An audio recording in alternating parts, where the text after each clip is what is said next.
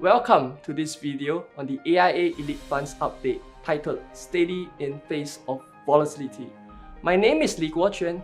I am the portfolio manager of the Elite Funds, and we'll be talking about the performance of the Elite Funds and share with you how the Elite Funds are positioned.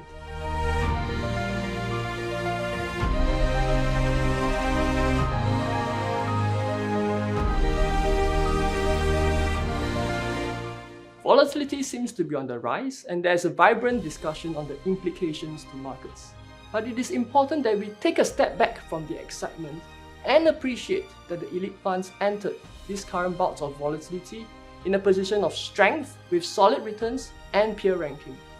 This current bull market in equities started in the fourth quarter of 2022, and elite funds have benefited significantly from the ongoing equities bull market.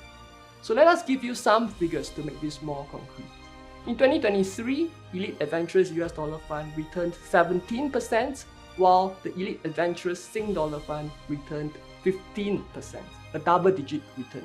We continued to build on the momentum, and in the first half of 2024, Elite Adventurous US Dollar Fund returned about 8%, while the Sing Dollar Fund returned 11%. Over a longer time frame, both Elite Adventurous US Dollar Fund and the Sing Dollar Fund returned about 9% annualized since inception from July 2019 to June 2024. So we have strong absolute returns for the Elite Adventurous Fund. In addition, Elite Adventurous Fund is ranked first quartile amongst peers in 2020, 2023, the first half of 2024, and since inception to June 2024. In fact, Elite Balanced Fund and Elite Conservative Fund are also ranked first quartile amongst peers in 2023 and since inception to June 2024. Our position of strength gives us the ability to be patient in our investment approach and not be compelled to overreact to short-term volatility.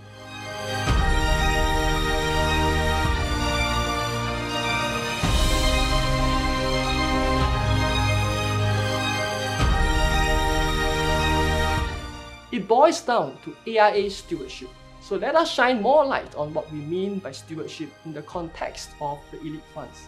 The starting point of elite funds is that we carefully select equity managers to give our clients access to institutional level managers across different investment styles. Now, different managers outperform during different times. For example, in 2020, we had Billy Gifford's Global Quality Growth strategy returning 75%, outperforming the benchmark by more than 50% in a single calendar year. In 2021, we had Wellington's New Multinationals strategy stepping up to deliver strong results and came in first quartile in its peer group. Wellington's strategy continued its solid performance in 2022 and came in first quartile amongst its peer group in 2022.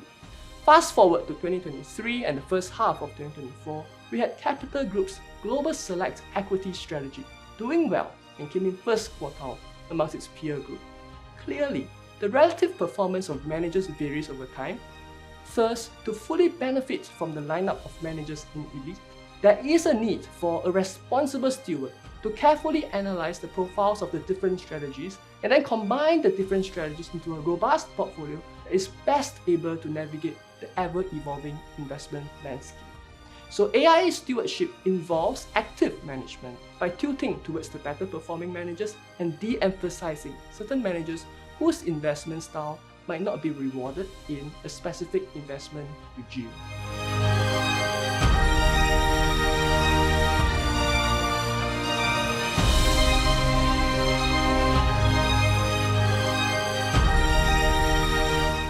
Our stewardship efforts are focused on improving the performance of the elite funds. Thus, to set the context, we would like to share that when thinking about the performance of the elite funds, we look at it comprehensively, considering three perspectives. First, absolute returns. Second, peer ranking. Third, relative returns. As we touched upon earlier, elite funds have solid absolute returns and peer ranking. So we are faring respectably on 2 out of the 3 fronts. The challenge is on relative returns, and zooming in on the relative returns front, the key driver of the challenge in relative returns in 2023 and the first half of 2024 is the narrow equity rally. The implication of the narrow equity rally means that although our managers still delivered positive returns, our managers on the whole did not manage to keep pace with the benchmark. So what have we done to manage the situation? And this brings us to the stewardship efforts that we have applied to the elite funds. In managing the elite funds, we are mindful of the benchmark, and thus we have taken action to progressively increase allocation to equities since May 2023 to June 2024. This helped to boost the returns of the elite funds, given that over this period, equities delivered positive returns.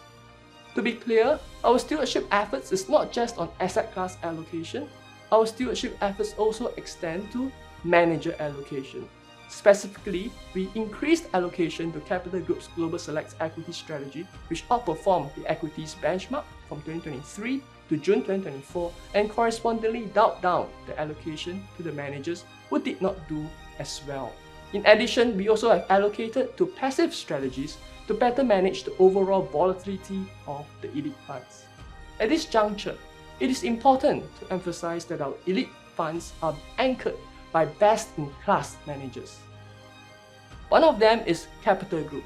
Capital Group's strategy emphasizes diversification and has managed to outperform the global equities index since 2023 despite being underweight Magnificent 7, the technology sector, and US.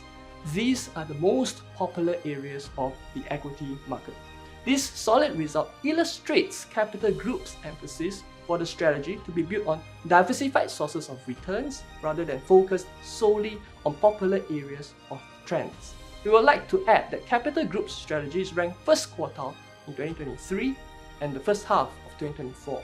The other anchor to our elite funds is Wellington's strategy. One of the key aspects which Wellington's strategy focuses on is quality, which involves investing in companies with attractive return on capital. Studies show that an investment strategy that is focused on quality has historically been able to outperform with lower risk.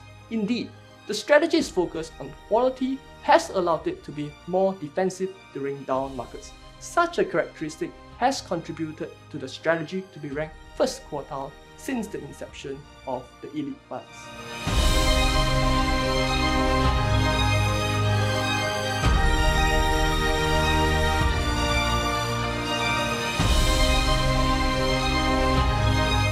The elite funds is a well-diversified construct, diversified across best-in-class managers and asset classes.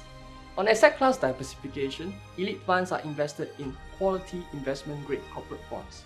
Investment-grade corporate bonds has held up well in the recent equity stress episode and thus offers stability. This is a very encouraging development and a departure from previous equity drawdowns in 2022 and 2023 where bonds fell alongside equities. Now, with corporate bonds reclaiming their position as the diversifier in the multi-asset portfolio, this helps us to construct a portfolio that is more stable and less volatile in its return profile. So let us end off by sharing that we have observed that the elite funds have been relatively resilient in the current stress episode. This gives us greater conviction and confidence that over the long term, our investment approach is poised to shine through. We have confidence that our managers in the elite lineup are in a good position to deliver excess returns relative to benchmark over the long term. The portfolio management team will continue to apply our stewardship efforts to the funds, make the best use of the available building blocks, and steer the portfolio to achieve its investment objectives. Thank you.